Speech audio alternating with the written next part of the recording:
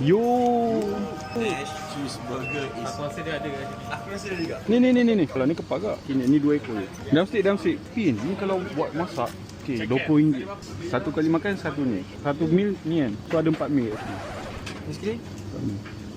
Stop recording me in public. Apa ambil yang seekor ni kan terus. Lepas tu bakar. Ramai banyak. Ya. Banyak. Aku nak beli boost sampai aku ada RM2 je. Betul? Kau nak flip kan? Kau nak gede-gede je.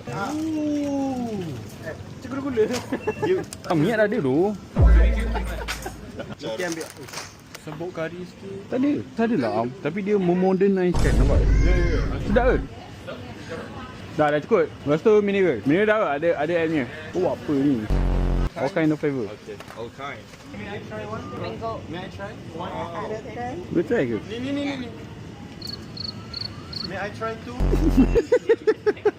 Kau tuang susu, Tung. cat, kau gancungkan dia. Lepas tu, kau simpan dalam peti ais. Anytime kau nak buat pancake, kau just frying pan, tuang je. Dia dah siap jadi batter dah. Gancung tu tak esok.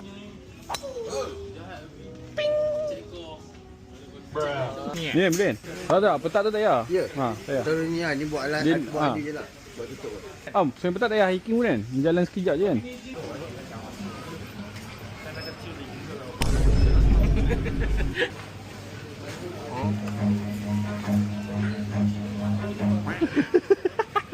Kau tak meme tu? Tahu yang jalan belakang tu.